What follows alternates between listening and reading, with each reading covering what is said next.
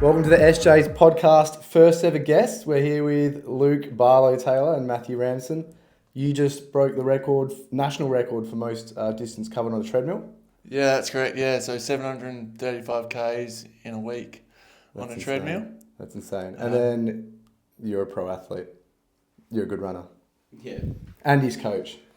Yeah, I'm just here because I coached Luke and helped him get through the record attempt, obviously. We'll talk more about that later, but yeah, I want this to be mostly about Luke telling his experience and how he got through it all and how he found it. Awesome. So, firstly, when someone mentions the run to you or you think about the run, what's like the first thing or the first few things that come to your mind? Just the way like it united the community. Everyone got down there, got around it, and then just being able to raise money for something that I'm passionate about is probably like the first thing that comes to my mind when I speak or think about this run that I achieved. Seeing everyone down there, the week was like really, really emotional. Like it's like towards the end and stuff, and just seeing seeing everyone in the room and stuff, like the way everyone just got around it throughout the week. Yeah, couldn't honestly thank them all enough. Yeah, so it's mostly like an emotional kind of thing, and also it's about the fundraising specifically. Yeah. Like a lot of people would do this for like potentially different reasons, but for you it's quite clearly that's why you did it. That's the first thing that comes to your head. Yeah, something I'm like very passionate about, obviously being born premature myself, so having like a personal connection to that is definitely the first thing that I think about. And just how like I'm pretty lucky to be here. The survival rate of premature babies still isn't very good, and yous might in the room have little ones in the future and go through similar things. I hope not. But my brother was like very prem as well. I remember talking to you about that. Yeah. When we first met. Yeah. And and it's just if I can use my story to a personal thing to bring like a bit of joy to other premature babies out there, and knowing that if they do like grow up with difficulties, that they're still able to do things like run and shoot for the stars and land on the moon, like still like just that you've got like there's no limits in life if you like have the right people around you that support you and care about you. And then just have the right mindset as well. Something that, I think drove me a lot throughout the run, but obviously wouldn't have been possible with the support of everyone. Yeah, nice. And what about, do you have thoughts back of like the physicality of the challenge and how it was? Yeah, I do. I still remember one of the nights, pretty sure my mate Caden stayed, and I was worried about getting dehydrated again, so then I started overhydrating, and I literally was just, my heart was racing. Which night was it? I reckon it was maybe the third or fourth night. Yeah, I was there second and third night because that's before I went on the trip. Yeah. And holy shit, man, you were like, it was insane. You were just like full tunnel vision, just not going to stop. Yeah. Everyone was asking me like, oh, is he all right? Like, what are we doing? I was like, firstly, I'm not a doctor, so I don't know. Yeah, I don't know why they were coming to me. But secondly, I was just like, let the man cook. You looked like legit dead, like walking dead.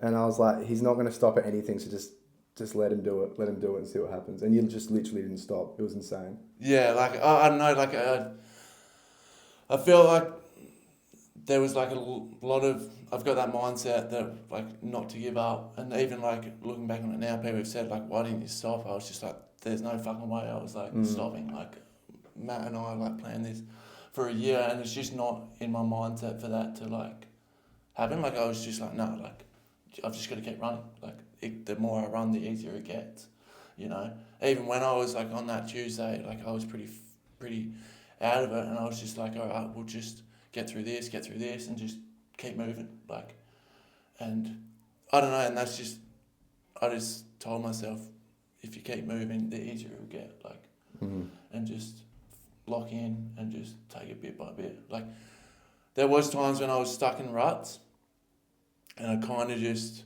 all right, well, if I can get through 5Ks, tick that off, get through 10Ks, or just, I started to break it up into 20Ks. And then there was times where I was just like, all right, I've done this in training, why not just think you're doing it like that and just zone in, lock in. And people watching and some of the support crew noticed, there were people walking in and stuff, and they were like, when he's locked in, just like let him be. And and that's the way, like when I could move and I could run, I felt like invincible. Like it was actually like an unreal feeling.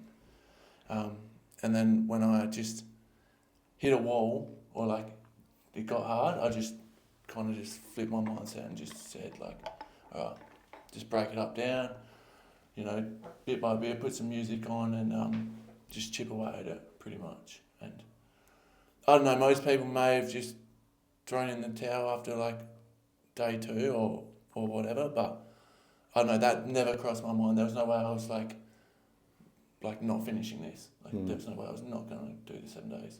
Whether I was like on one leg walking it by the end of it, like I just wasn't just going to be like, all right, no, that's it. Like it just never, like not at one point throughout this run, throughout the run, it crossed my mind. Like I just didn't even contemplate it. I don't know where other people may have, but I think it's just because I was so passionate about something and just seeing everyone get around it that I was just like, I got a job to do, It's not done until I've done the 7 days and get to like as far as I can get. It's like some Mamba mentality, eh? That's literally the closest I've seen someone alive looking dead, besides seeing a legit dead person. I was actually scared at stages. It was like I was trying to talk to you and your eyes were just like off in the distance. I don't even know, like slight consciousness, but also like barely anything as well. Yeah. But yeah, you just absolutely kept kicking, which was insane. Yeah. But like you said, you just drew back to your prior training and thought, I've done this. Yeah. And all I need to do is just repeat something I've already done and just play that mental game essentially. Yeah. And I think that's where Matt come very well, like in the training and stuff, because you can't. It's probably something we've both learned. You can't plan for this. Like you can do as much training and much trials and stuff, but at the end of the day, you've just got to get through it. And I guess that's just life in general as well. Like whether it's career or like family stuff or whatever the case may be. Like if you can find the positives and just keep moving forward, and just get through it, then like everything will work out well. Yeah, I guess it's all about the way you frame it essentially. Because you could have easily just been like, I'm on the verge of dying. I'm just going to battle for my own safety. Yeah. But that mental toughness and resilience, you just can't. Yeah, you're born with that for sure. That was insane. Yeah. But in terms of the training, like obviously you were his coach and you work mostly on pro athletes. You don't really work with that much endurance. You didn't really have anything to kind of look at for his training in terms of like planning and preparing. So how did you approach the situation? Yeah, so it is. He's an interesting scenario because like you guys grew up with him. He didn't really run a whole lot besides like the Colby cross countries, and he made a few in schools and that. But grew up mostly playing footy. So with most runners that are trying to do something like this, like the ultra runners, they've got a big foundation of base training done already.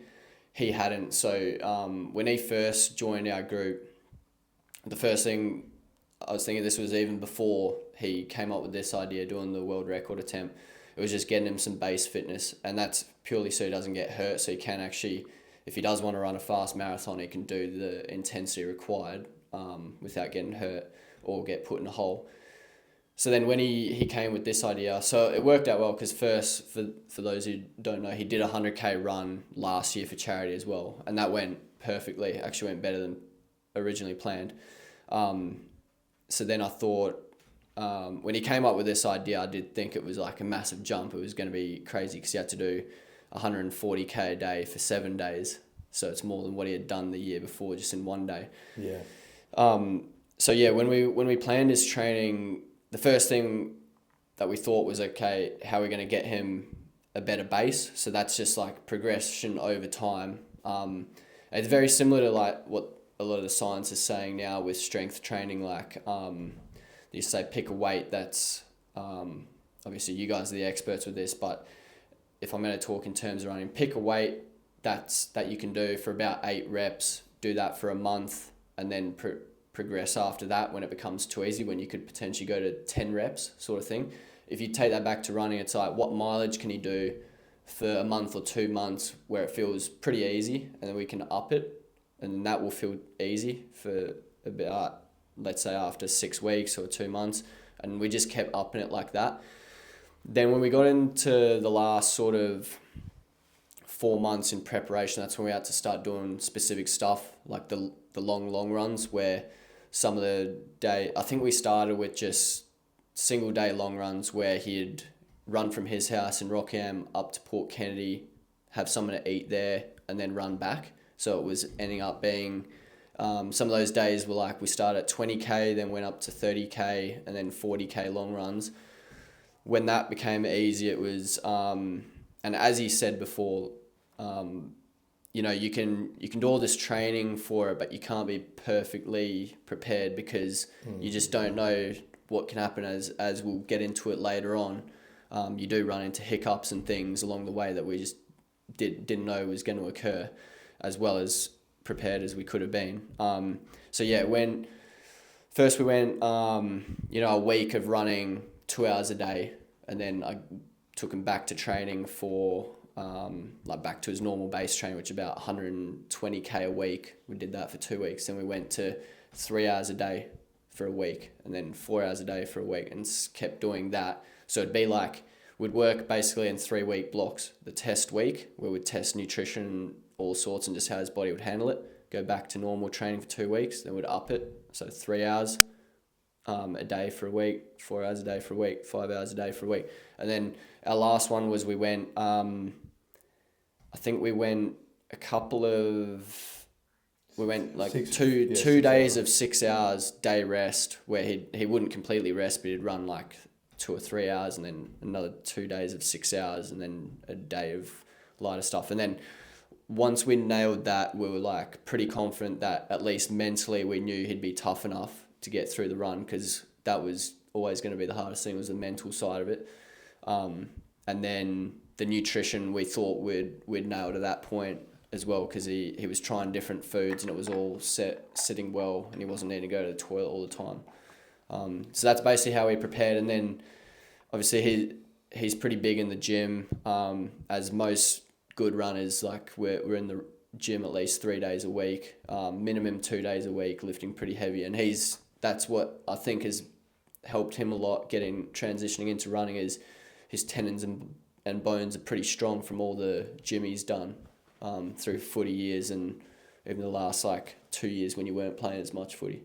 So that all made it easier as well. But that's roughly like my logic in the training, how we did it. And then in the base training, without getting too much into it, it would do like 2 sessions a week and fill the rest. So 2 hard sessions. One would be an interval session of about 8k, and then the other session would be threshold, which again, that's about 8 to 10k, and then do 1 long run. The rest would be days of cross training or just easy runs. And that was the reason we did that, was just so he didn't feel stale doing just jogging. Because if you just jog, like even myself, if I just jogged for like a month, you get to a point where you feel stale, and you need to rip your heart rate up every now and then. And so that's why we're doing that for him, just to keep him healthy and feeling like he could run at a faster pace if he needed. Yeah, that was crap. Man, I remember going into work, doing like a 6 hour shift, finishing at 8:30 p.m. and just head down, tired, I want to go home.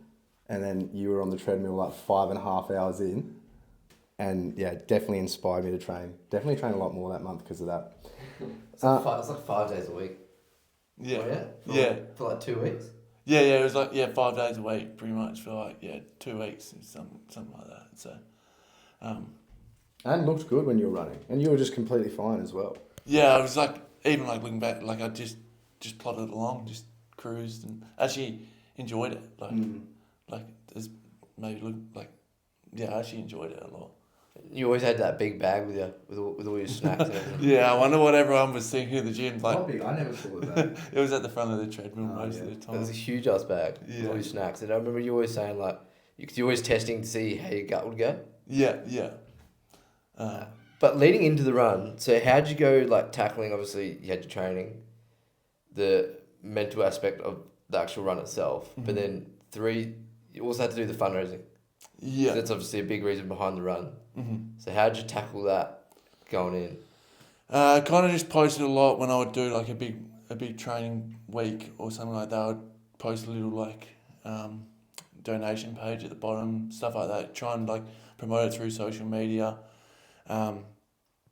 Work was pretty, like the people at work like helped me with a bit of fundraising and stuff like that. So that was massive, and just kind of like try to just spread the word as much as I could through like content on social media, and then managed to get hold of like Telethon, and they helped with promoting and like done a bit of content and video and stuff like that as well. So, but kind of just really try to just nail it through social media, and started towards the end. I started to put out a few like QR code flyers with a bit of a write up and a bit of story to like local businesses around the Rockingham area and stuff, so people could just, if they were sitting there like getting a haircut or something like that, they could have a bit of a read and then just scan the QR codes, and if they felt like it was a good thing to be able to donate to, and then donate to it. It's kind of like how I tackled it, but it is hard. Like when you don't have like really many sponsors or anything like that. Like I had a couple of mates with businesses that got on board, and like I put their logos on the shirts and stuff that donated. So that was another thing that I'd done as well. I like done like custom shirts. So I think I'll put like an extra $20 on the shirts or $10 on the shirts, and then that $10 went, like $5 went to either charity. So I think I made like $190 for each charity off that. So, but I think the thing with your run is that you were doing the running training, which is ridiculous as it is. No one else in the entire world is probably doing it, and you were working full time. But also you were you were like you were running the fundraising. yeah. And I think people don't actually understand or comprehend like how difficult it is to fundraise in terms of like financial stress for yourself. You obviously would have spent tons of money for like raising funds, and also the amount of time and effort it takes to fundraise as well, which is almost a full-time job in itself. Yeah, it is. Yeah, like I still like, even after like some of the weeks and stuff of training, I'd be like sit there and like edit content out, and then like have to post it all and stuff, and just the time, like it was probably an extra like few hours onto my day afterwards that I would like do with trying to like promote and stuff. So yeah, and then like writing like a bit of an article and stuff like that. So it did take a bit more than I expected, like, but managed to get through it and like raise what I raised and stuff like that. Yeah, because I think people just look at fundraising as on a surface level, and probably look at you and they're like, oh, Luke's doing his run, like he's just got to train really hard. But what they don't know is that you're like working your backside off behind the scenes, doing all the fundraising stuff. Yeah. I don't know how you had so much energy to do all that shit, man, all that time. You're also working full time as well. Yeah. Like you're doing 3 things. Yeah. 3 huge Yeah. things in one like moment. Yeah, well, Luke's being real humble about it, I can tell. But like when he pretty much the day he said he wanted to do this, he was already working on logistics and like, okay, how many treadmills we're gonna need, this and that. The thing that separates him from like obviously the other guys who have done really great things similarly is like Ned Brockman and stuff. And what people don't realize is like he's got a full marketing team and stuff behind the scenes. Like realistically for us, it was just me and Luke working like in hours that we had spare at the end of the day doing this. And I can't even take that much credit. All I'd do is write the program and he'd give me feedback about nutrition. We had we organised a nutritionist, Oggy, who was helping Luke with like different ideas for snacks and stuff. But yeah, other than that, he forked out so much of his own money and relied on like discounts from mates and stuff on some of the things. But how much do you actually reckon you spend out of your own pocket? That's what I was trying to get at. Yeah. Oh yeah. Oh, you could just. I reckon about Yeah. $4,000. Yeah. See, that's yeah. no $4,000. one would look at this and think, So- oh, he spent $4,000 doing this. He's already putting in so much effort, training, and everything else that comes with it. Yeah. That's what people don't understand. Yeah. But also, it could have been 10 grand if Yeah. it wasn't for the discounts and mates helping out.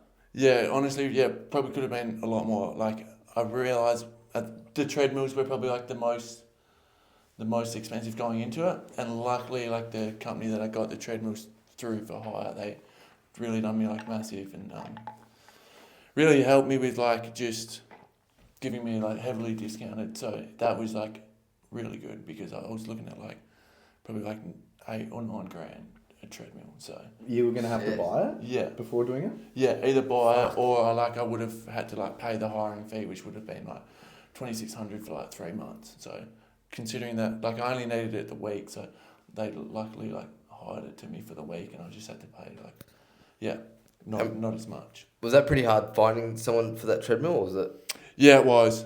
Yeah, I had one like solid one, probably like about a month or 2 months out, and then I was trying to source another one, which was being a bit like, which was difficult. Like I was just going to get one from like a gym place, and then when I was actually chatting to them and speaking to them, they're like, no, like maybe don't get one from like a commercial like place. Like you need to get like a proper gym one that's going to hold it. Because there's like, I didn't realise at the time, and like until I started speaking to people, but there's 2 different types of treadmills. There's like the everyday one you can get for like your house, and then there's like the proper ones that you see in the gym that are like $8,000 to $9,000, like a treadmill, and that's like the lower range. They can go up to like $20,000. What's the difference? I think it's just durability. So Okay. just like this, And speed. and Yeah. speed as well. And then I was like, crap, like in a bit of trouble here. Like so I started like driving around and stuff, and then had one kind of lined up through a gym, but then that fell through probably like 4 or 5 days beforehand, just with trying to get it Yes. down to the footy club and stuff. They were a bit worried with the people helping out, like getting injured from it. So then I was just, luckily, the company that I arranged the first treadmill with let me hire another one for like backup, like a brand new one. So that's kind of like that happened, and massive like help, like massive relief. And I still remember Yeah, like that's good. I quickly emailed the lady and was like, oh, like any chance I can like do that. And then I've literally driven from Rockingham up to Balcatta. It took like an hour. So these are all the things that no one knows. That like obviously everyone sees you do the run, but they don't see you do all these behind the scenes stuff. Yeah. That's would have so much toll on Yeah. you mentally. Yeah, I was like stressing out a little bit like a few days beforehand, because I was like, obviously like we didn't need the other treadmill, but it's just a peace of mind, like Yeah, 100%. to have 2 You there want for in case the worst happens and the treadmill carts it or something like that. So that was pretty stressful. And then I get there, and then she's like, oh, like I've just emailed you back. Like I was just like, oh, it's all right. Like at least I'm up here now. So like got that sorted, and they brought it down, and they picked it back up after the run. So I couldn't thank Fleet Fitness Services in Balcatta. I'll just give them a quick mention. We love giving people a shout out. Yeah, so a massive thank you to them. They were like huge in terms of just the help with the treadmill. Yeah, good on them. And then even like behind the scenes, there was like other things. So there's like the treadmill, and then like setting up like the live stream and all of that stuff. Like I got on YouTube and like Googled how to do that, and then I was looking like, oh, you kind of have to pay for that to like get a live stream, and then they could only live stream it for a certain amount. And then also with wanting to live stream it to TikTok, there were certain requirements around that. So like just like sending emails and stuff, and then I found like this StreamYard server that streams to like multiple platforms, which like I just had to pay for like an annual fee for like the hiring and stuff. And then I just went and got a webcam and kind of just hooked that up. It was kind of like I still remember, because I was going to film it off an iPhone, and then like just looking at different things like that people probably don't realise that like I was like going around like going into JB, and then like looking at filming it off a GoPro as well. So then I was like, And then I realised that there wasn't enough storage on the GoPro to do that. So it's like, that idea got scrapped. And then come up with this webcam, just hook up a webcam and stream it through StreamYard. So, and then that stored it all. And then just use an iPad off a mate to stream it to TikTok. But just little things like that like people probably didn't realise, like apart from the run, like there's little logistics like that I kind of had to like figure out and set out myself. Like So much behind the scenes shit Yeah. where you essentially had to like learn a bunch of different trades all in like the space of 3 months and then implement it into the whole situation. But just before we get into a little bit more about the prep, obviously we talked about how you did that first fundraiser for the 100Ks in a day. Mm-hmm. Before that even started, like, how did the idea of fundraising get into your mind? Like, do you remember where you were or what kind of like ignited that passion? I was just sitting at home and I was just seeing something popped up on my phone about like premature babies, and I was just like reading about it, and I was like obviously enjoying my running a lot, and I was like, all right, so that's something I'm passionate about. How can I want to do this, I want to like push myself, but then also raise money for something I'm like passionate about that I've got a personal connection to. So it's kind of like how that came about. And then I started looking at charities around Australia, and then obviously Telethon being one of them, which is massive here in Perth. That was like always going to be there, and then I wanted to like implement like other so Telethon raised money for sick kids at WA. So, and I probably wouldn't be here without Telethon. So that was why like I chose them and how they come about. But then I was like, I read up and I was like, all right, what's another charity that just kind of specifically focuses on premature babies? And then there was a few around, and then I seen Running for Premature Babies, which was based over East. And then Sophie's, I was doing a bit of research, and Sophie's stories actually really touched my heart when I was reading. Like, she started it because she lost 3 triplets born at 24 weeks. One of them didn't survive at all, and then 2 lasted like 4 weeks, and the other one was like 12 weeks. And How long were you premature? 24 weeks. So She had triplets at 23. Yeah, Cool. yeah, 24, yeah, and she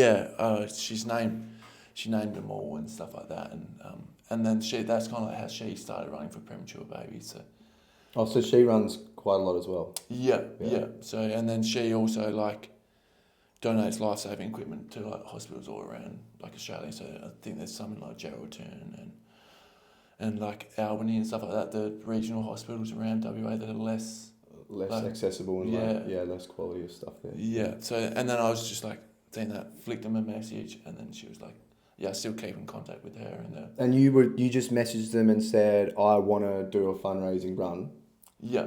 I'm looking. You didn't know what it was, hey? You didn't know it was going to be 100K.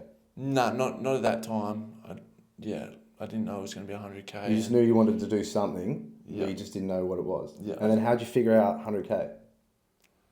I was just mapping some stuff, and I was like, that's nice. That like 100K is like, not many people do that. I was like, why not do that and like do it from Rockingham and do it like a nice loop of Perth, and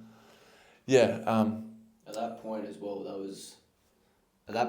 was also like really hard for Luke to do. Like, we thought, because you'd been what, like maybe half a year had been like properly training with us. And then when he said that, I was like, shit, don't know if he's gonna manage that. But yeah, he did it so easy. Dude, he smacked, like that day when we were going into it, I didn't doubt you, but I was like, fuck, it's going to be a hard slog. You were like sprinting through the finish line. Yeah, when I was riding with him pretty much from when we got to like Safety Base sort of area all the way down to Rockham Foreshore, those were his quickest Ks. He was running like sub 5 minute Ks up. So that was about 96K in, and he's decided to start running his threshold pace. That's fucked, eh? Yeah, you've actually got that dog in you, eh? Literally. Yeah, you could say I don't know, just when I'm focused on something, just all in. just got to get it done. And good. And then that happened, and then you kind of thought, I remember you telling me just straight away on to the next one, what can we do next? How can we raise more money? Yeah. And then we basically got into this treadmill. This, whatever this is, hectic run. With the prep, like obviously the prep was pretty good. You couldn't really do much more. And like you said, you can't really correctly anticipate what's about to happen with that because it's never really been done before. What did you underestimate the most? Because all the training was good, but what's one thing when you did do the run and you thought, fuck, I didn't consider that enough in training, or maybe I need to place more of an emphasis on it? Shit, that's a good question. Well, the first thing, most obvious thing is we needed to like brief more of the helpers, because if I was going to stay there the whole week, that's like a big commitment for me as well. I ended up being there pretty much like 90% of the week anyway, because we were just underprepared in this sense. But between the run segments, so like for those who didn't manage to watch, it would be like 2 hours, 15-minute break, 2 hours, 15-minute break, 2 hours, 15-minute break. We usually do 4, then like an hour break, and then do another 4, and then be done for the day, something like that. But between those, like organising the food, so making sure there's snacks ready, making sure the like drinks are filled up with the electrolytes, the correct electrolytes, and that's actually where our first issue started. I think you should speak more about that. Was basically the collaboration between everybody and everybody needing to be on the same page, but like you said, probably needed a bit more briefing. Yeah. So the times that I was away from the run, I'd come back and I'd be trying to work out what happened, why is he looking pale, this sort of thing, and then I'd figure out, someone put 2 electrolytes in this 500ml bottle, which is way too much electrolytes for the amount of fluid he's taking in. And then, yeah, that's just like one thing. And that's not the helper's fault at all. That's just us. We probably needed to dedicate like pretty much 3 hours to get everyone to come in and say like, this is exactly how we need to do it. This is what he needs to eat at this point, at this point, at this point. And also things like when he's got to take his medication, what happens when he's constantly getting on and off the treadmill to go to the toilet. Like there's heaps of things that I had to learn on the fly because we didn't anticipate it happening that early in the run as well. We initially thought we'd be able to bank some mileage, which we did on the first day. We ran 250k in the first pretty much 36 hours. We were flying. But the first day was like almost a world record or a national record on a treadmill, wasn't it? Yeah, he was... Like without even... did you even know that? Nah. You almost fucking ran the world record on a treadmill. Jimmy T knows more about that, but he said you were like, afterwards, you were like 10Ks off it. Yeah. Or 10 or 20Ks, like... Yeah, they didn't realise that at the time. I looked more into it. So he actually... what people got mixed up with, so he started 5 p.m. on the Sunday, which isn't ideal for actually trying to break the world record, because that meant he had to run through the night on the first day. So if you took his... if you went 5 p.m. to 5 p.m. Monday, so 5 p.m. Sunday to 5 p.m. Monday, he wouldn't have been 250k, and that's what guys were getting mixed up. They were counting it from 5 p.m. to when he went to bed on the the following day. Pretty much midnight. Gotcha. Yeah, but I do think if he was trying to do it, he could have done it, but he was probably short by about 30k. But you weren't going with that at the time. Yeah. Like maybe that's an idea for him in the future, but yeah, people were getting a little mixed up, and that's one thing. Trying to tie it in with telethon was probably a mistake in the end, because he had to run through the night.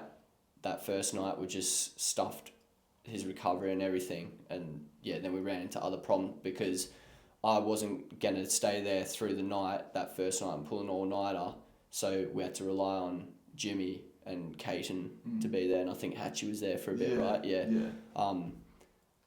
But those boys weren't as clued up about how he needed to fuel and all that. So, yeah. But maybe you should tell them day by day the issues you ran into, like just briefly on each day, so they know like day 1 through day 7 the shit you went through, because it is pretty crazy that the human body can actually like battle through that. Yeah, like I said, day 2 and 3, you literally. That's the most dead I've ever seen a live person ever. It was crazy. It was crazy. I was like so out of my element. I didn't know what to do. I was looking at you. You were so pale. Like your vision was just so skewed. Like everything was. It was like you're almost dead. And so I honestly didn't know what to do. I was just trying to, damage control really, and just you were just keeping on track essentially. Yeah. So segment by segment, day by day, how was it like physically, emotionally, stuff like that? Yeah. So day 1, like I felt fine. Like I was like absolutely fine. Like I felt good. I could like just felt like almost invincible. Like, and then day 2, like I started pretty well from memory. Like day 2 is like very much a blur. Like I don't remember too much from that. Like I was chatting to my physio the other day, and like she was like, "Do you remember like day 2 when you were like, oh, like you asked me like 3 questions, the exact same question like 3 times?" I was like, "No, I've got like no clue. Like I don't really remember much. Like I remember bits and pieces. I remember like." So for context, like anyone listening, day 2, like I end up severely dehydrated. So like I end up having number 2, like my number 2s end up like having blood in them. So like that's how dehydrated I ended up. And looking back on it now, I don't remember too much. I think that's the morning yous all come down. Hey, yeah. Hatchie was there too. Yeah, and Hatchie as well. And I don't. That still feels like a bit of a blur that day. I do remember like, I think it might have been like 5 or 6 o'clock or 7 o'clock around there. Like, I just was running and then just couldn't stop like needing to get off and go to the toilet. And then like people would come over and like talk to me, and like I just remembered like chatting a little bit. Like my mate Eric was there, and I was like chatting a little bit to him, but honestly I don't really remember what I said to him, because I just remember like staring and just like looking blankly. Like, yeah, probably looked like a ghost almost. Like I don't. Yeah, you did. Yeah, I very much a blur. And then I remember being in like the change rooms and chatting to the boys. I'm like, something's not right. Like I'm literally like shitting blood. Like. And if you do want to see a photo of Luke's shitty blood, head to his Instagram. There's a photo there. Yeah. I wasn't even the worst of it. I don't reckon there's that many people that have posted a photo of their shitty blood on Instagram. Yeah. There's a funny story that happened. Like, was it that night or might have been another night? Maybe we don't need to tell them that. But no, I was there. I rocked up when that happened. Yeah. But yeah, because his memory probably wasn't that good, I'll just brush over like, and you can just throw in like your 2 cents on what you do remember. But so I stayed there with you. So you ran through the night, day 1 and 2, and then day 3 I stayed there. That was when I realised something was not right, because he was really pale and he couldn't eat. And so Luke, when he was born premature, they had to tighten his esophagus. It's just part of the like procedure he had to undergo. And then so he can't vomit, but he was like. So that's why you can't vomit. Yeah. I've always wondered that. Yeah. So that's a fun fact for anyone. So wait, they've tightened his esophagus so food just can't come back up. It just can't go down. Yeah.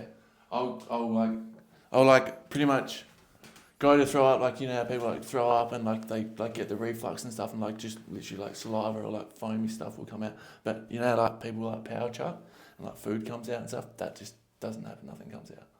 Like it's pretty crazy. So like I've had like times where like I've gone like that, and like Matt probably about to say like that's kind of like what happened. So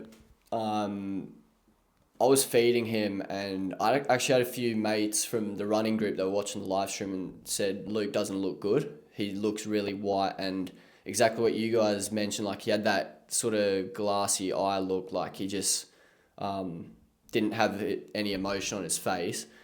So I got him off the treadmill a little early that night, and we couldn't really figure out what was wrong. We're actual idiots looking back on it. Like I should have known he was severely dehydrated, but because he was drinking so much, I was like, surely not. But yeah, it was. So put him to bed. I stayed there with him. we slept terribly, both of us, because we didn't know how to turn the female like toilet fan off until pretty much like 2 or 3 a.m. So then, yeah, well, I didn't know where the noise was coming from first, and then I got up and turned it off. But anyway, woke him up at like 5:30, made him breakfast. He didn't really eat much, and he wasn't that talkative. And then he was that was like the first day he was in a really grumpy mood. Like, I remember being so tired, I like fell asleep briefly, and he needed to get off for the toilet, and he was like yelling like it was like an emergency. He was about to shit his pants. And then I just made sure I was right there at the treadmill. Luckily then you boys came. That was the morning you guys came, and then that's when I called a doctor to work out what was going on, and said we'd basically given him too much electrolytes for the amount of water. So eventually we got that back under control. By the afternoon, he was a lot better. And I reckon end of day 3, start of day 4 was like his best period from the whole run. In my opinion, it was even better than the start, because he just was smashing out like 4-hour blocks trying to get back ahead of time. Then I'd say day 4 was when he started... that was when the toilet issue started really bad, and we had to put him in nappies just so that he could spend more time on the treadmill, because it was like he'd run 2K, get off, try to squeeze something out, nothing would come out, get back on. Like pissing. Shitting. He could piss, and then that's why people that watch the live stream, I'd hand him a bucket and he'd piss in that, because we couldn't afford lost time. So he'd just be peeing in the bucket, and then I'll go and throw it on the grass. That's and then, fucking legend. You're a legend, man. You're actually a machine, but... Yeah. Just gonna get it done. Yeah. Dude, you're a chat, yeah. So anything we could think of to just... Because I actually said to him before this whole event started, I said, we need like a hose. Like, I was thinking from Bunnings, like one of those pull hoses that you can, like one of the wide ones, so he could just pee in and it would funnel out onto the grass. But he said... It'd have to be a powerful piss, though, unless you angled it really good. Yeah, well, that's the thing. It would be like slowly trickling like through the bar, like out. But but yeah, he was like, oh no, like on the people on the live stream, we don't want them seeing that. And I was like, at the time I was like, nah, fair enough. But then when it actually came to crunch time and he was like stressing, he was like, nah, give me that bucket. It's just like, we put some bottles up to block so no one on the stream could see. But yeah, anyway, day 4 was all right. Day 5, he slept terrible. Day 4 night, he barely slept. What was that again?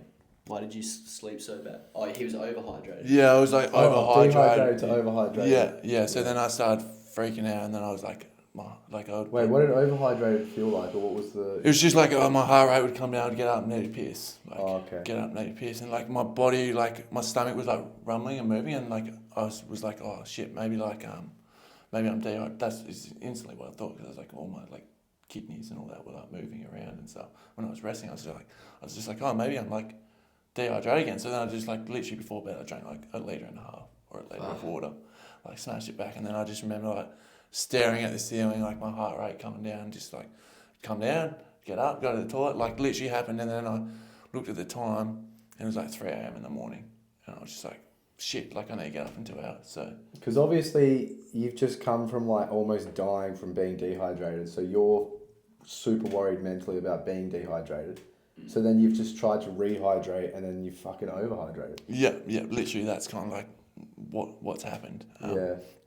And then also another thing that on day 3 the power went out. So like day 4. That was more like day 5, I reckon. Yeah. Power went out. But to be fair, he wasn't. That was when he started going through a rough patch. So when I'd get really worried is when he would start feeling cold while running. That was like my marker that it was time to get him off the treadmill. At the end of the day, it would always happen around 7 p.m. and then I'd get worried, see how much we could push him. But that day it was really bad. So power went out, he got off, lost momentum. He was actually going well before that. And then it was a small crew there. It was like me, Caton, obviously Luke. I think that might have been it. And I just said, I took Caton aside and I just said, he's not looking good, do you reckon? Because this was when I thought we almost needed to call the whole thing, because he was like shivering on the treadmill. he wanted the fans off, but he was like drenched in sweat. And then we decided let him keep going. But how many Ks are you in at this stage, roughly? Day 5, you would have been like over 500. Yeah, over 500. Yeah, probably close to, Close to 6 maybe. Yeah. He was going well, but I was like, at this point I was starting to think the records, like the world record was going to be hard. Now we just need to push to see how far he can get and secure Australian record. So the next day he woke up, saw quad. I was just like, nah, just run through it. But then it started with his hip flexor and went down all the way to his quad here, VMO I think it's called. Yeah. But he'd basically torn like all the way down. So it was like just running over time, limping. Obviously one foot was worse than the other, so he's limping, using more quad. And then, that was the last sort of point where I just told him, like, every time someone comes through the door, start running so that you get a bit of momentum. Other than that, just walk as fast as you can, because the last day he was just in so much pain. But going back to like the mental side of things that you guys mentioned when people would come in and talk to him, and this is just why I took over, because he wouldn't have much memory about it, but there was times when I wasn't there. I'd have to shoot off for dinner, or I'd stay the night at home or whatever, and there was almost no point me being home because he'd call me every like 30 minutes. And one of the times he called me, he was talking to me as if he was still training for the event.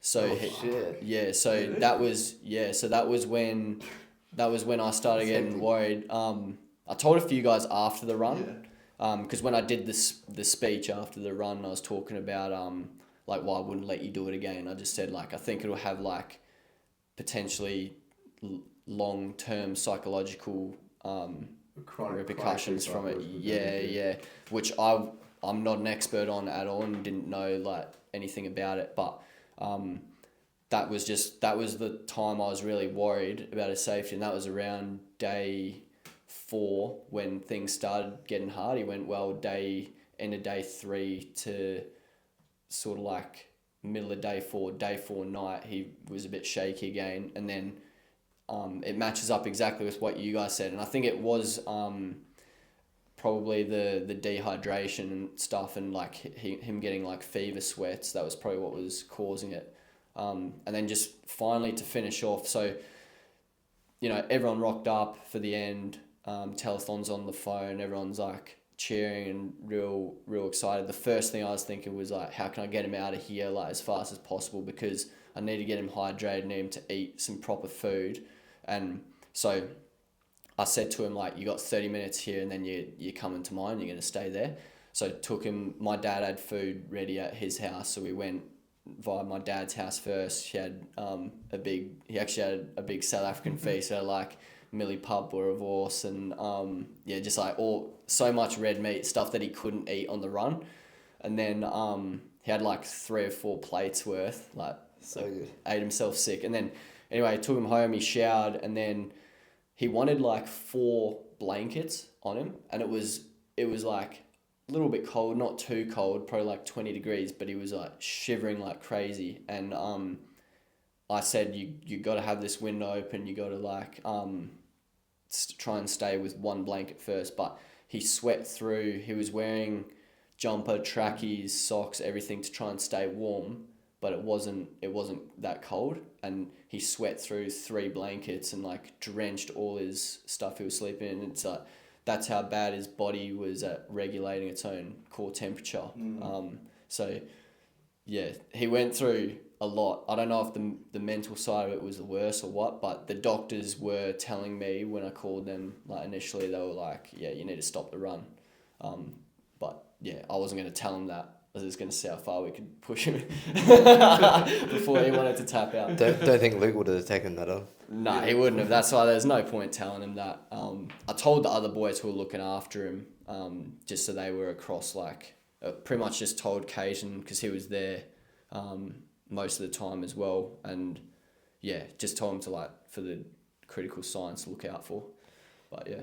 Luke, question for you. So obviously you've talked about like how good the environment was, and it was bloody sick. Like we all loved it.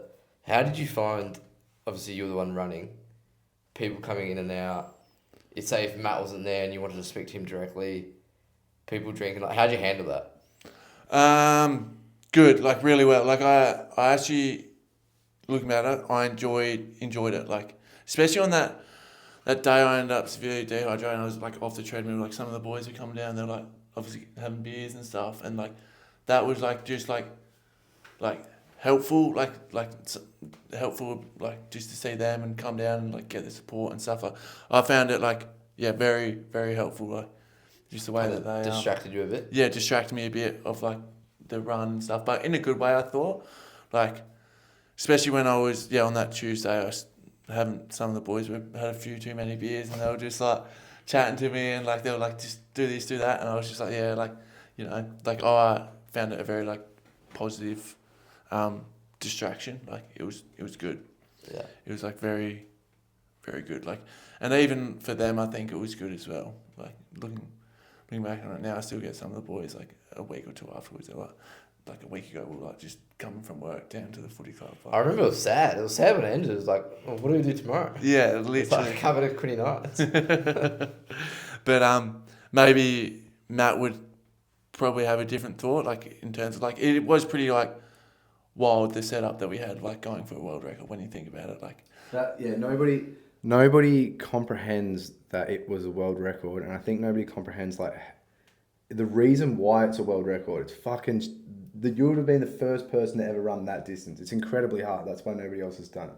Yeah. And I think lots of people didn't actually consider that. A lot of people around the club and stuff like that, not in a bad way, but they just didn't consider the severity of the situation in terms of the intensity of it, if that makes sense. Yeah. And like it was like looking back on it, like going for a world record. Like I wouldn't change where we done it or anything like that, but and all of that because it's like the community and stuff and all that way bigger than the world record. Like I could have easily done this in like, and you look at the world records and stuff like that, they are done in like proper environments of like institutions or something like that. But I was just like, no, I'm going to go for this and do it like where I want to do it. And like I could have done it at a gym or anything like that. But I tell you right now, like it wouldn't have been the same. Like no way. Like, and that's just the bigger than like the world record. Like I'd much rather do it. Much rather have like done it down there and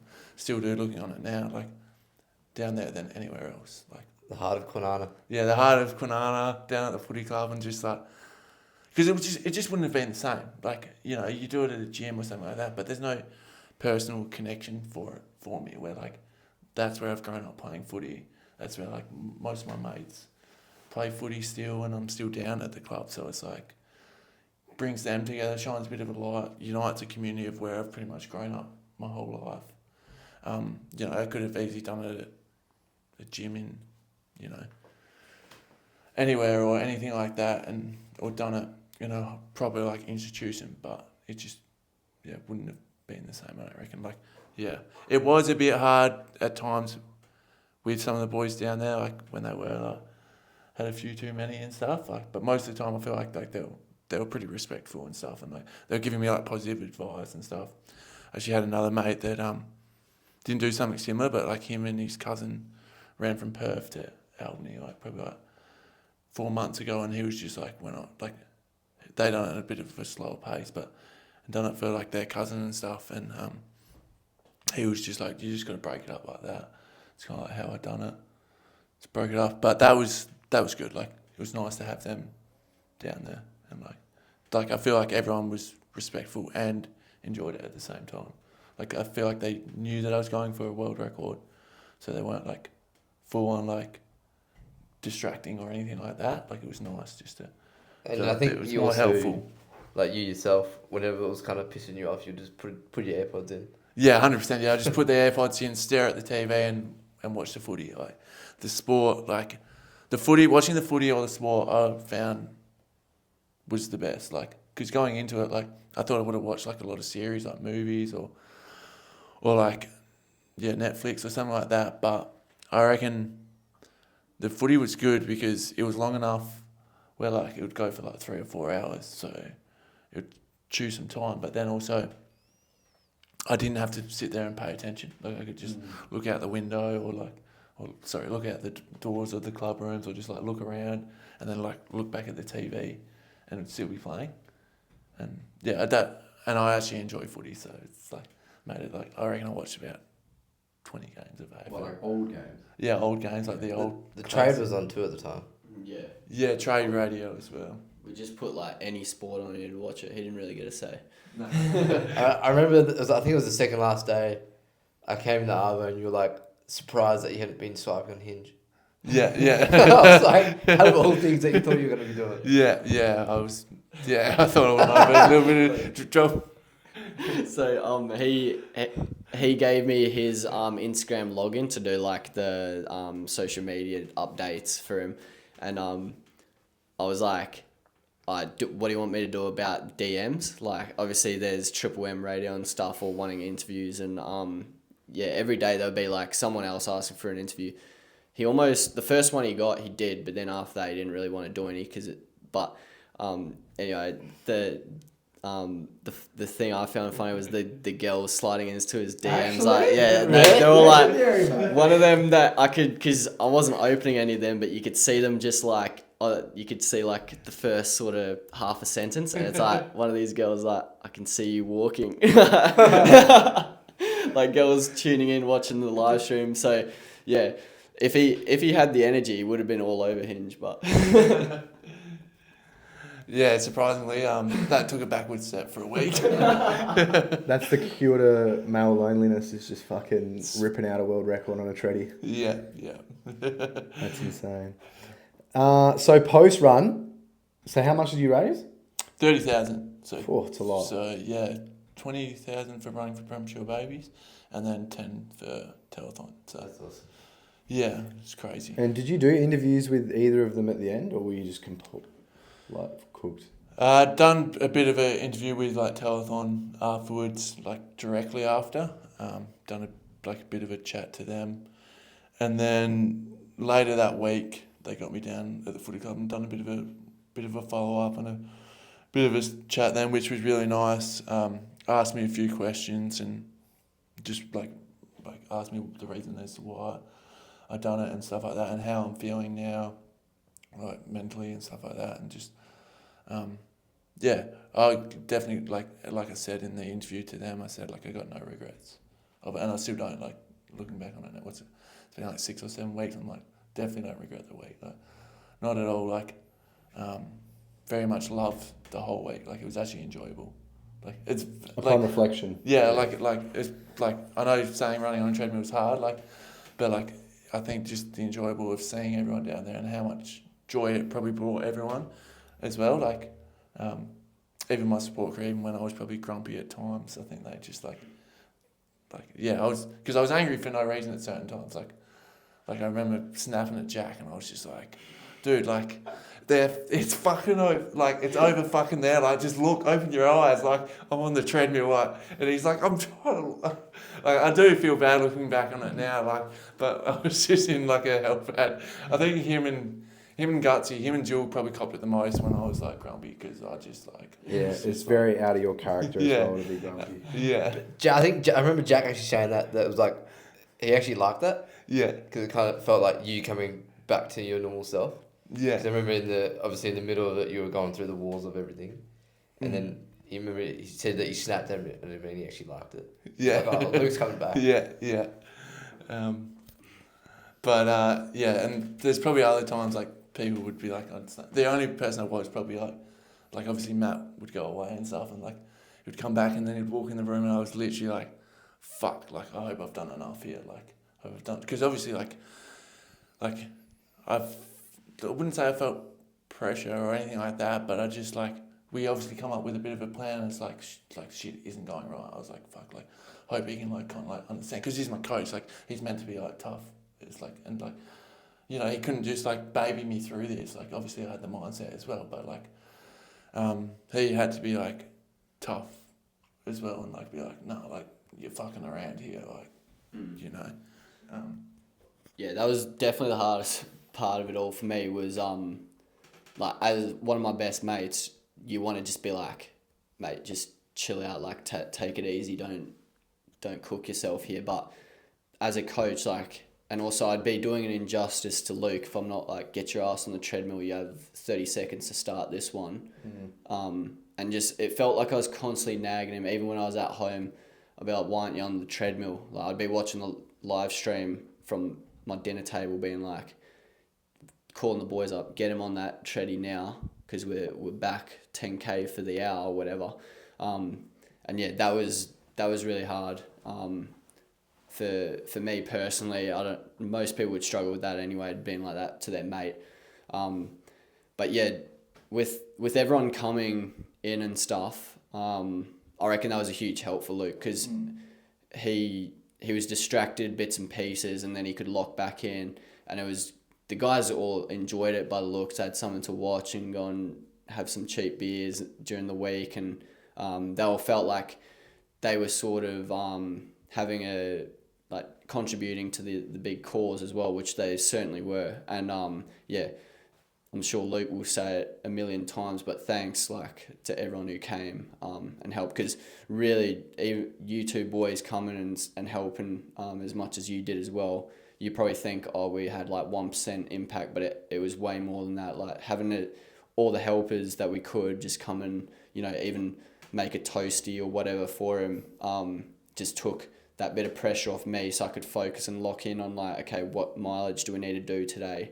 And then he could get fed, and because it's like looking after a baby. Like, I actually don't know how mums do it. The first like year when you have to schedule in when they shit, sleep and eat, and I'm doing it for this guy. Yeah, it was so helpful just having random guys coming in and helping bits and pieces. It just takes the pressure off us. Yeah.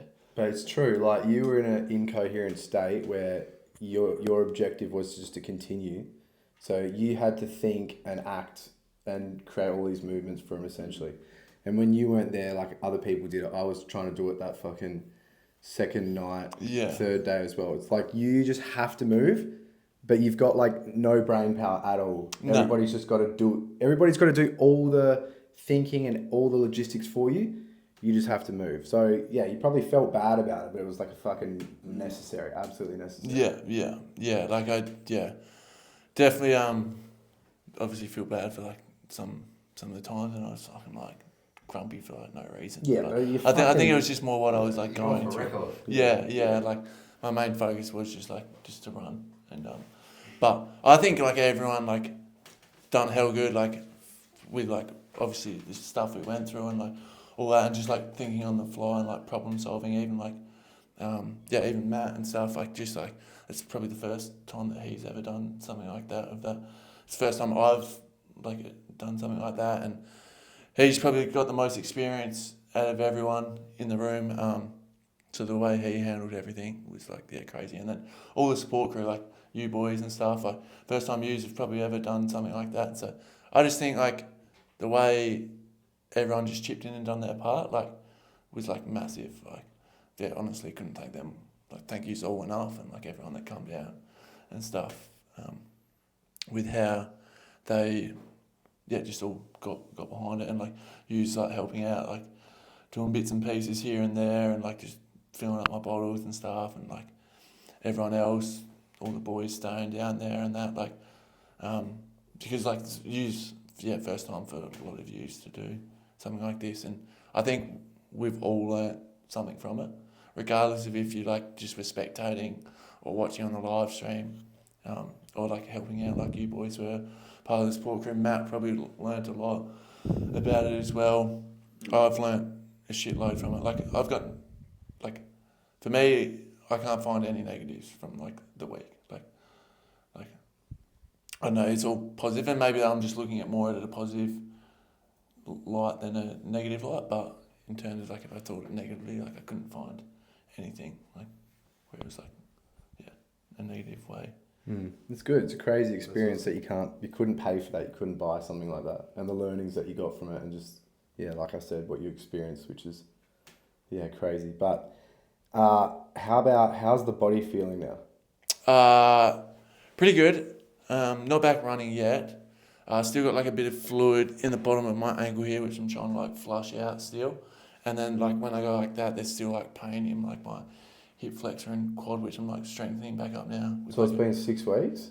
Yeah, 6 weeks, yeah. So how was like from the end of the event to up to now? Like how was the first week, second, third? Like how's it progressed to now? The first week was a bit hard. Like I was just full of swelling and stuff. When I got my blood test done and had like come back with a higher liver reading, which was crazy.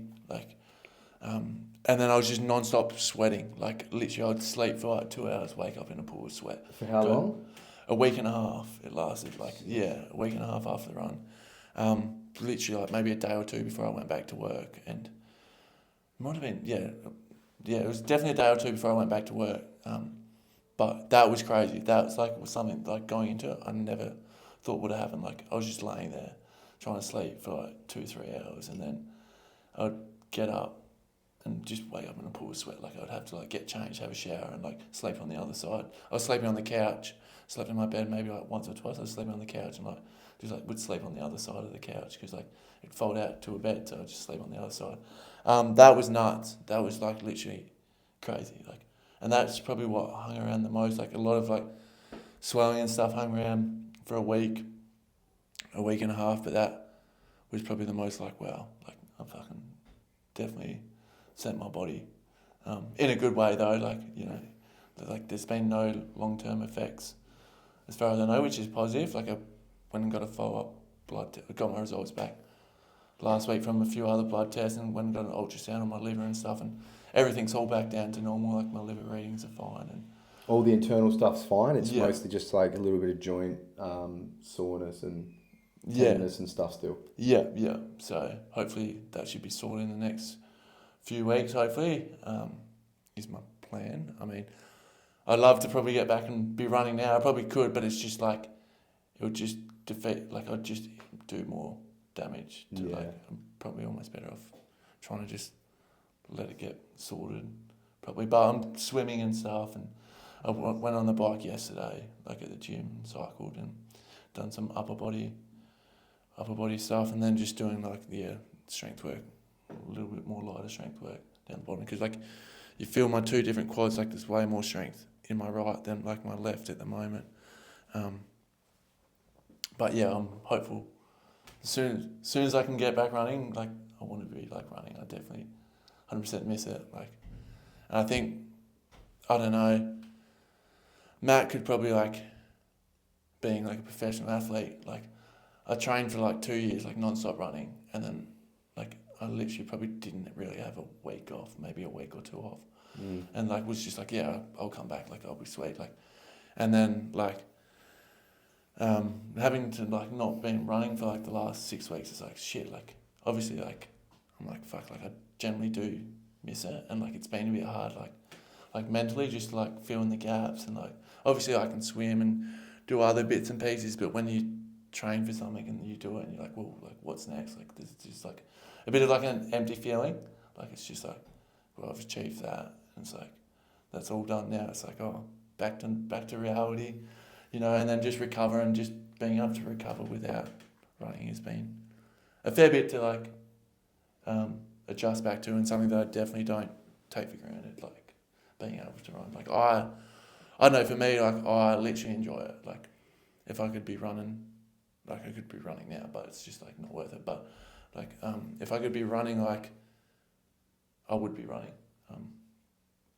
because it just brings so much structure to my life. Like I don't know, for me, like the last 2 years, I've been like the most happiest when I'm running. Like people say like they get a high from a gym and all other bits and pieces, and like I don't know, for me it's like running. Like put in some headphones, just potter along and just cruise. Like I generally do enjoy it, and it has been hard. And I can probably understand when people are injured, like runners or just anyone injured in general, how they like can struggle with the mental side of it. Like, and then I guess you've just got to find like things to do and keep yourself busy. Like for me, if I'm not busy or doing something, I literally like will just, I don't know, I'll just go out pretty much, or like, you know, I'm just like, I enjoy the structure and discipline that like running brings to my life. Yeah, it's a good addiction to have. There's Yeah. plenty fucking worse addictions you can have than running. But Yeah, definitely. But so basically, everybody's just obviously really inspired by what you did, including myself. So there's obviously, especially with like young men, younger than us and around our age, there's a lot of guys that, and girls, everyone, that really have something that they want to do and they want to achieve and a way that they want to step outside of their comfort zone, but they're scared to essentially. Mm-hmm. They're scared of like the unknown. They don't want to commit to it because of fear of failure or whatever else. You've literally done that over the last couple of years, especially with this. Do you have any advice for those people that want to take that step? Yeah. But they're worried or scared or don't know if it will work out, anything like that. Do you have any advice for them? Honestly, just do it. Like, and I know it's pretty easy to say now, like, but even in like just in your career or anything in life, like whether it's your career or you want to go travel the world or you want to go and do this, do that. Like for me, it was like running and like something like just go and like do it. Like you've got people might give you shit because you didn't fucking make it, but at least you're actually doing something with yourself. Like people have given me shit before for like fucking running like 12Ks and like, you know, bloody like, I don't know, like on the Strava it said like 11.5Ks or something like that. I've just said they ran a 12K race and like they'll give me shit. It's just like, well, you guys are the ones just sitting there doing fuck all with yourselves. Like, honestly, just like do it and don't be scared to fail because you don't want to. It's one thing I've learned probably from this run and whatever I do next in terms of running in the future and something like for like charities and stuff like that.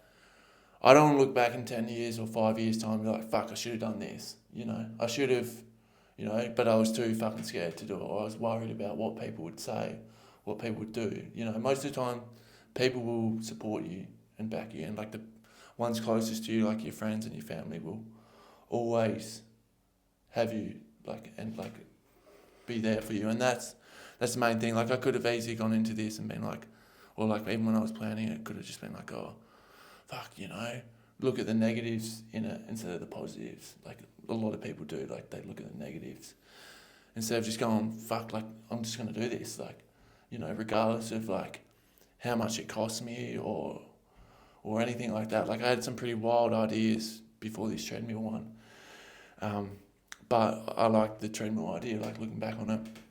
And it's not saying that I won't do other things in the future that I have thought about before, but the treadmill one was good for that. But yeah, I just reckon if you want to do something, just go and do it, like, because you don't know unless you give it a go.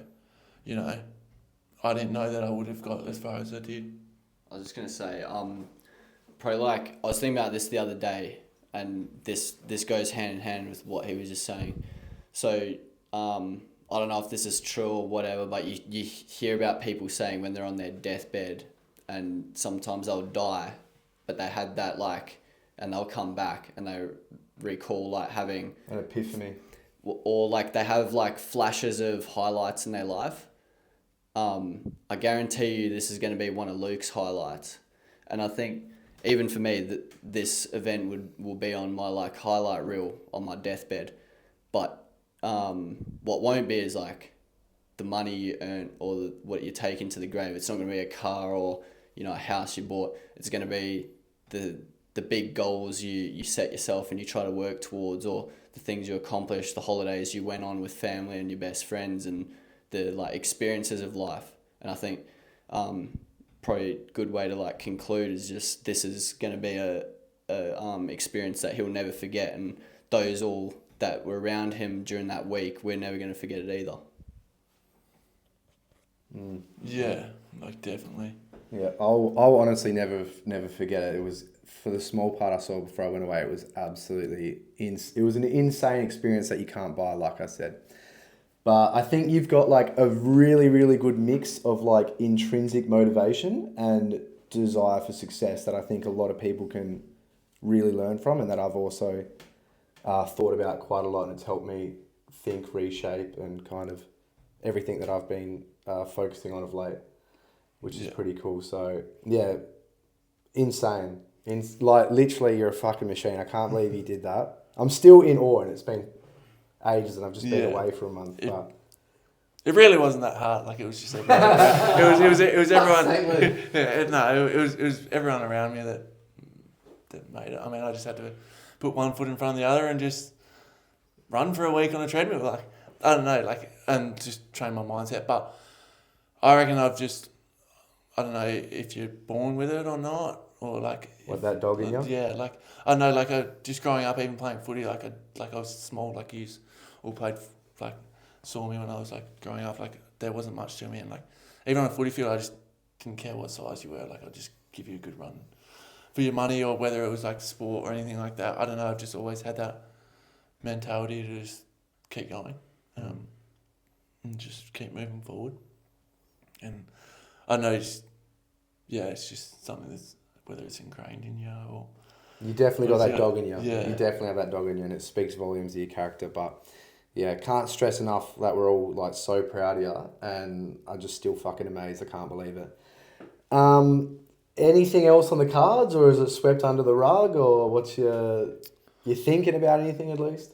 Yeah, I actually want to do something again next year. Good. So you got to... No, you're not saying, but you got, like, a plan? Yeah, I do. Yeah, I'll chat to Matt about it. I've got to work it in with work. So being my, like, last year of my apprenticeship, I need to, like, probably focus on that, like, and then secure a job afterwards. Yeah. Is, like, my plan. But if I can do something that, or, like, I want to do something that maybe over a few days, but, like, I can just do it after work, you know, and then, like, kind of, like, get up, go to work, do it after work for, like, a certain amount of days is kind of, like, what I'm thinking, where it's, like, I can fit it in with work is kind of like what I'm thinking, and then do it for the same 2 charities. That way, like, you know, people might, you know, and then people can, like, whatever I decide I'm doing, might give it away a little bit, but kind of, like, run with me and, like, do, like, you know, you boys might have never ran, like, a 10Ks before, or there might be people out there that never ran 5 or 10Ks, and, like, they could just come and just run 5 or 10Ks while I'm doing this, you know, and achieve something themselves as well out of it, while raising awareness. You know, still kind of, like, have that community thing about it, because, I don't know, that was something that I really enjoyed, just the community thing and way everyone just embraced it. And then, like, yeah, if I can just raise money for that as well and get people motivated, something that, like, yeah, is what I'm thinking in terms of, like, the charity stuff. And then just run a marathon. I think it'll be the Perth Running Festival one in October next year. I've got to sign up for that, but that'll be on there, and a few half marathons, and yeah, just whatever Matt and I come up with, or whatever he wants me to do. I think we'll focus on getting him to run a bit faster first, like run a PB in the mara and the half marathon and that. But I said we'll wait about a year, let your body recover before you try to do anything big like this again. Yeah. Fuck it, why not? Anything to say? No, I kind of just, I touched on it before, but I just remember when it all finished, it was like, you left, obviously, after the bit, everyone was just in the room just chatting about, like, how special that week was. Yeah. And how good it was, like, just coming in every day. It was like, we go see Luke, hang out at the club, chat. Yeah. Obviously, you were going through the walls on the treadie, but everyone was just there just for the vibe of it. And you created that, so credit to you. Thank you. And I've actually, funny enough, like, there's a song I played when I left the run that I always actually listen to now. What was it? Yeah. I'd have to get it. I don't actually know it. No, you actually told me about it. I can get it. No, you're No. Put it in the show notes. We'll put it in the show notes. Anyway, and every time that comes on now, I just think of your run. So. Yeah. Nah, that's good. You have to let me know the song. Yeah, I'll have to follow it. But yeah, I think everyone enjoyed it. Like, looking back on it, definitely. Like you just said before, with, like, everyone being down there and stuff, and yeah, it was really good, and yeah, it was crazy. It was like an unreal week. I definitely wouldn't change the week, and that's why I wouldn't attempt that again, because, like, it would take away from the week that it was. Yeah. Like, seeing everyone down there, it was really cool. Nice. Well, on that, we got one more question, because you said, can you ask me a question that, like, a lot of people have been interested in? Two questions. You got a question? I think it's tied into. Okay. This is the most common question you've been getting on your Q&As. Oh, shit. Luke Barlow Taylor, are you single? Yeah, of course I am. Yeah. Single. All right. And so then, because you're single, is it true that one of your Hinge prom photos is you holding up the 735. KMs? Shit, that has made a feature on the Hinge profile. That and I won't put the other thing on there, but yeah, it is on there, but it's alright. It's a good achievement, so it's a good combo starter, I reckon. Oh yeah, great. So- How many people have done it? So No. world of your own, but awesome, good to chat to you. Thanks Yeah. for coming. First guest on the SJ's podcast. Hope you enjoyed it. Powered by SJ's community. Thank you heaps. No, thanks for having us. I generally enjoyed it. It was good. Hopefully, have a couple more podcasts. Yeah, bloody oath, I love this one. It was a good chat, and thanks for having us. Yeah, thanks, boys. And it's a privilege being your first guest, so cheers for inviting us. All right, easy. Take care. Thanks.